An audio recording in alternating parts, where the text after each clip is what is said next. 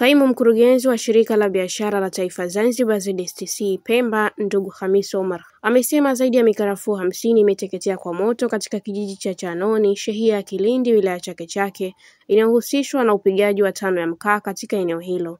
Ametoa kauli hiyo wakati akifanya ziara katika eneo la Chanoni na kujionea uharibifu wa mikarafuu hiyo iliyoteketea kwa moto. Ameeleza kuwa mikarafuu ni uti wa mgongo na uchumi wa Zanzibar, hivyo kila mwananchi ana haki ya kulinda ili kuepukana na uharibifu unaoweza kujitokeza ambao unasababishwa na watu wasio na uadilifu. Na tatizo hili ni kwamba linatupelekea sasa mikarafuu mingi kwamba imeathirika, na alikuwa tayari tunategemea katika msimu huu wetu wa karafuu kwa 25-26. Mimi niwape wito wananchi, hususan hawa watu wetu ambao wanapiga tano za mkaa.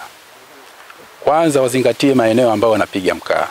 Maeneo kama haya ambao kuna mashamba ya mikarafuu inakuwa ni hatarishi na ni tatizo, kwa sababu mwisho wa siku ni kwamba kwanza unapopiga mkaa ule moshi peke yake ni tatizo kwa mikarafuu. Mikarafuu mingi inaweza kuathirika na isiwezi kuja tena juu. Kwa upande wake, mkurugenzi wa mfuko wa maendeleo ya karafuu Ali Suleiman Musa ameeleza miongoni mwa makosa yanayochukuliwa hatua kisheria katika mashamba ya mikarafuu, sambamba na kuwataka wananchi kuacha kuchoma mkaa karibu na mashamba ya mikarafuu ili kuepuka uharibifu unaoweza kujitokeza. Sasa hapo kwanza kuna hilo kosa la kupiga tano tu, hata kama pasingeungua mkarafuu. Ni kosa hilo kupiga tano katika shamba la mkarafuu, kuchimba udongo, kuchimba mawe au kukata mkarafuu. Sisi tunaongozwa na sheria wenyewe polisi. Kwa hivyo sisi zaidi tunawasikiliza polisi. Naye mkurugenzi mtendaji wa Jumuiya ya Wazalishaji wa Karafuu Zanzibar Abubakar Muhammad Ali amesema uchomaji wa moto katika shamba za mkarafuu ni kupelekea kuathirika na kufa kwa mikarafuu, sambamba na kuwataka wakulima kuachana na tabia ya uchomaji wa moto na mkaa katika shamba hizo ili kuhuisha zao la karafuu nchini. Choma mkarafuu, bila kuchoma acha tano, shamba lile ushaliathiri, moshi wake unafika unaathiri mpaka maili 6. Kwa hivyo mkarafuu uliopo hapa mpaka majumbani huko Chanoni inaweza kukuta umeathirika.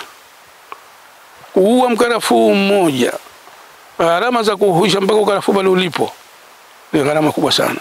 Tutii sheria bila shuruti, tusifanye mambo kiholela, yatatuhasiri. Mmiliki wa baadhi ya mikarafuu iliyoteketea kwa moto, Muhammad Abdalla Bakara, ambaye pia ni mtuhumiwa wa tukio hilo, amesema chanzo cha moto huo hakijajulikana licha ya watoto wake kupiga tano katika eneo hilo. Hali halisi pamechomwa tano hapa na watoto wangu, lakini limetokea tatizo la moto, lakini chanzo cha moto huo kwa kweli sote hatujui ambapo chanzo cha moto kilikuwa vipi, lakini kwa mtazamo makini ni kwamba palikuwa pana nyuki ndio iliyosababisha kuleta moto huo kwenye tano.